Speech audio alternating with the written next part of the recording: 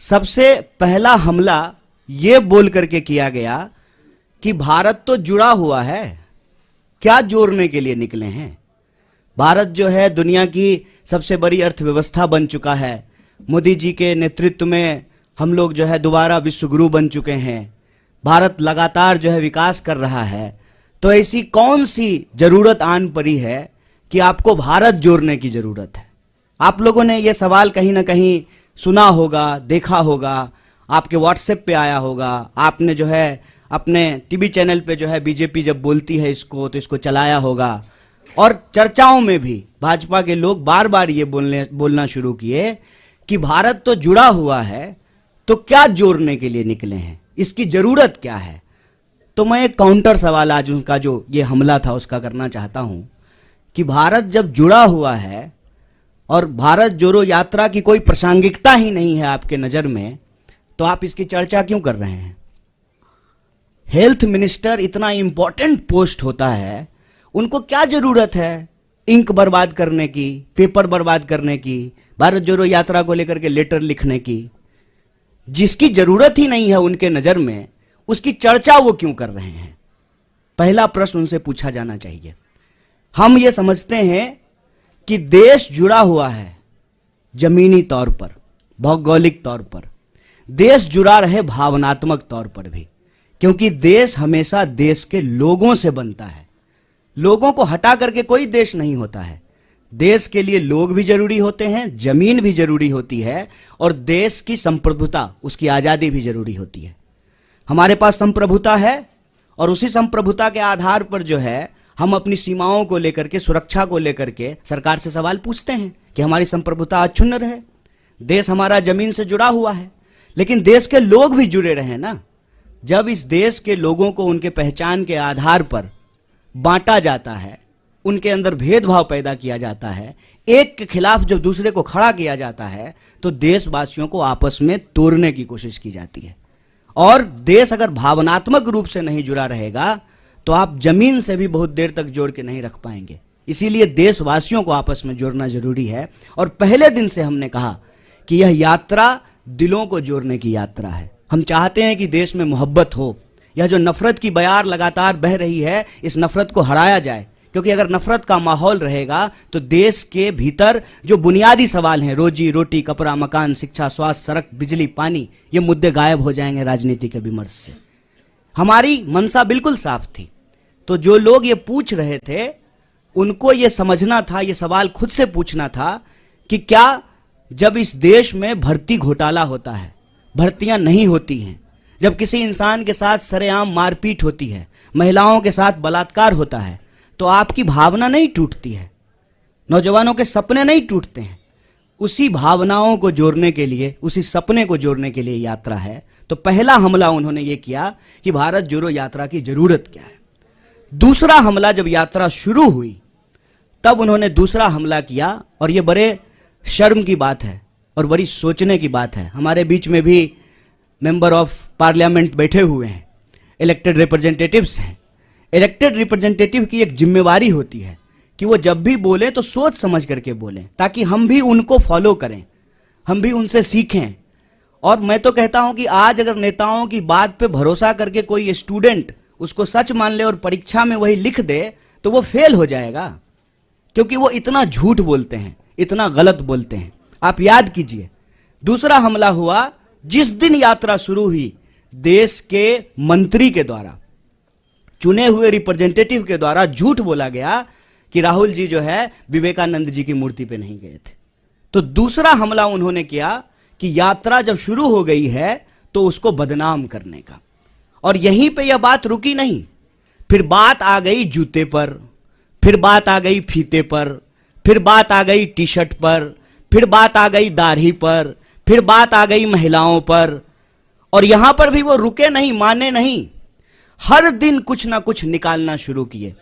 और जब हकीकत में कुछ नहीं मिला तो जो उनका तीसरा हमला था, जो उनका डर्टी ट्रिक डिपार्टमेंट जो करता है कि किसी का सर किसी के जो है सर के ऊपर लगा दो, किसी का आवाज कहीं पे चिपका दो, यात्रा को लेकर के नकली वीडियो बनाना शुरू किए।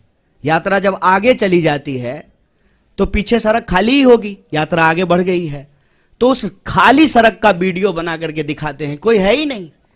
अरे भाई, जब कोई है ही नहीं, कोई लोग यात्रा में आ ही नहीं रहा है, तो क्यों आपको अभी जो है प्रोटोकॉल की याद पड़ी है? कोरोना प्रोटोकॉल की जरूरत क्यों है? क्योंकि आप तो यही दिखा रहे हैं वीडियो बना बना करके कि कोई यात्रा में आ ही नहीं रहा है। जब कोई यात्रा में आ ही नहीं रहा है तो क्या पेड़ को मास्क पहना दें कि सड़क जो है लपेट करके कंधे पर रख दें राहुल जी के कि नहीं नहीं आप आगे बढ़ गए हैं, सड़क को पीछे कैसे छोड़ दिए हैं, इसको भी लपेट करके कंधे पर ले जाइए। वीडियो, नकली वीडियो, कभी जो है तबलीगी जमात तो कभी कुछ नकली वीडियो बना रहे हैं। जबकि यात्रा में जो लोग शामिल हैं वो देखते हैं सबसे आगे इस देश का राष्ट्रीय ध्वज होता है। और जयराम जी, दिग्विजय सिंह जी, इनसे हम नौजवानों को सीखना चाहिए कि लगातार वो उस झंडे के साथ चलते हैं। हमारा सेवा दल जो हमारे स्वतंत्रता आंदोलन के जमाने के जो गाने हैं उसको गाते हुए चलते हैं। पीछे जो है हमारा एक बैंड पार्टी होता है जो म्यूजिकली जो है देशभक्ति गानों को बजाता है और उसके पीछे जो है वो राहुल जी चलते हैं। तब जो है इस यात्रा के ऊपर जो है देशद्रोह जैसे कालिख लगाने की कोशिश करना, गलत वीडियो बना करके इसको बदनाम करना, ये इनका तीसरा हमला है।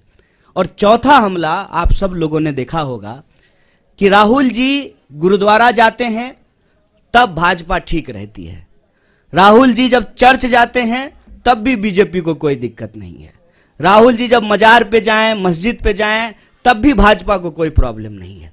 मंदिर में जाते ही ऐसा लगता है जैसे भाजपा वालों को कोई जमाल गोटा खिला दिया हो, अचानक से दस्त होना शुरू हो जाता है।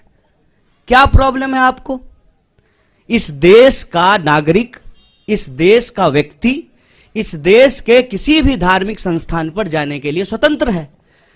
आपका कोई जो है पेटेंट है क्या कि सिर्फ आप ही जाएंगे? और नियम, कायदे, कानून, ओम का चादर सीधा है, ओम का चादर उल्टा है, और ये वो लोग बोल रहे हैं जो गुफा में चश्मा लगा करके ध्यान करते हैं। ये जो चल रहा है इससे मैं बस एक अर्थ निकालता हूं कि इन्होंने बहुत कोशिश की कि इस यात्रा को इग्नोर किया जाए। इनसे इग्नोर नहीं हो पा रहा है। बहुत प्रयास किया, बहुत समझाया अपने कार्यकर्ताओं को कि यात्रा गुजर जाए, बिल्कुल खिड़की दरवाजा बंद कर लेना। इंसान की अपनी भी इच्छा होती है, इंसान की अपनी भी बुद्धि होती है। लोग खिड़की दरवाजा बंद कर लिए लेकिन छत पे चले गए भाजपा ऑफिस के और वहां से जो है यात्रा को हेलो हाय करना शुरू कर दिया। क्या करेंगे? क्योंकि यह यात्रा जिन सवालों को लेकर के चल रही है ना, वो कांग्रेस के सवाल नहीं है, वो देश के सवाल हैं। ये यात्रा इसलिए है कि इस देश में दिहाड़ी मजदूर आत्महत्या कर रहे हैं, रिपोर्ट उठा करके देख लीजिए। यह यात्रा इसलिए है कि इस देश के नौजवानों के सपने टूट रहे हैं। अब किसान के साथ साथ नौजवान भी आत्महत्या करने पर विवश हैं। आप व्यापारियों, छोटे व्यापारियों की हालत जाकर के देखिए कि किस तरीके से उनके उद्योग धंधे, उनका कारोबार जो है वो समाप्त किया जा रहा है। आप महिलाएं जब इसमें शामिल होती हैं तो उनका एक ही सवाल है कि हम सुरक्षा चाहते हैं। जिस तरीके से आज महिलाओं के ऊपर अत्याचार बढ़े हैं वो उससे सुरक्षा चाहते हैं। अपने अपने मुद्दों को लेकर के जवान, किसान, नौजवान, महिलाएं, मजदूर, व्यापारी, प्रोफेशनल्स, मीडिया के लोग, पुराने प्रोफेसर्स, फिल्म से जुड़े हुए लोग, तमाम तरह के लोग इस यात्रा में शामिल हो रहे हैं। और जो दल की सीमा है, उस दल की सीमा से परे जाकर के यह यात्रा देश की यात्रा बन चुकी है। इसीलिए इनका जो क्लेम था ना कि सबसे बड़े देश के लिए, देश हित में सोचने वाले ये हैं, तो ये एक्सपोज होना शुरू हो गए हैं। और इससे इनको घबराहट है। इनको मालूम है कि कांग्रेस पार्टी इस देश की सबसे बड़ी विपक्षी पार्टी है। इस पार्टी ने इस देश को आजादी दिलाई है और आजादी के ऊपर जो आंच आई है उसको लेकर के डट करके कांग्रेस सड़कों पे उतर गई है, खड़ी हो गई है। तो अब इनको चिंता सताने लगी है, इसीलिए अब नया बहाना आया है। कोई समझाए इन प्रचंड मूर्खों को, कोरोना बहाना नहीं, बीमारी है। ये ऐसा नहीं है कि स्कूल जाने का मन नहीं है तो बच्चा नहीं करता है, मम्मी दांत में दर्द हो रहा है। ये बहाना नहीं है, ये बीमारी है। और इस बीमारी को लेकर के राहुल जी इस देश के पहले नेता हैं जो सरकार को सबसे पहले चिट्ठी लिखे थे और ये वो लोग सवाल पूछ रहे हैं। मुझे तो कभी लगता है कि कुछ स्पेशल रिलेशन है बीजेपी का कोरोना से। उसकी रैली में नहीं जाता है, दूसरी की रैली में चला जाता है। और डे नाइट का सेंस कितना है कोरोना को, दिन में हो जाता है, रात में नहीं होता है। आप लोगों ने देखा ना, पार्लियामेंट में कोरोना था, मास्क लगाए हुए थे। शादी में जाते जाते कोरोना चला गया, छुट्टी पे चला जाता है, आराम करता है। ये मजाक बना दिए हैं। हम बार बार कह रहे हैं, शुरू से लेकर के आज तक कोरोना को लेकर के हमारी पार्टी गंभीर है। और जो साइंटिफिक प्रोटोकॉल होगा वो सबके लिए होगा। ऐसा तो नहीं है कि बीजेपी के लिए नहीं होगा और कांग्रेस के लिए होगा। ऐसा तो नहीं है कि दूसरे आयोजन होंगे, ये आयोजन नहीं होगा, वो सबके लिए होगा। तो उस पे जो है हम उसको फॉलो करेंगे, जैसे पहले फॉलो किया था। और सरकार को भी बताएंगे जहां सरकार गलती करेगी। और जनता के सवाल को लेकर के जो ये यात्रा है, रोजी रोटी, कपड़ा, मकान, शिक्षा, स्वास्थ्य, सड़क, बिजली, पानी के जो सवाल हैं, ये यात्रा भी चलेगी। इनको जितना दम लगाना है लगा लें। ये इग्नोर करके देख लिए, बदनाम करके देख लिए, मंदिर क्यों जाते हैं, मस्जिद क्यों जाते हैं, टी शर्ट कौन सा पहन लिया है, ओम का चादर सीधा है कि उल्टा है, इन्होंने सब कुछ कर लिया। लेकिन यात्रा देखते देखते, हेलीकॉप्टर से नहीं, ट्रेन से भी नहीं, पैदल चल करके, पांव से यात्रा कन्याकुमारी से दिल्ली पहुंच गई। और दिल्ली जब पहुंच गई है ना, तो दिल्ली की तख्त जो है इनको हिलती हुई नजर आ रही है। तो एक बार और रिमाइंड करा देते हैं उनको, जो पहले भी कहते थे, इस यात्रा का उद्देश्य इलेक्शन नहीं, इमोशन है। आप इमोशन साफ रखिए।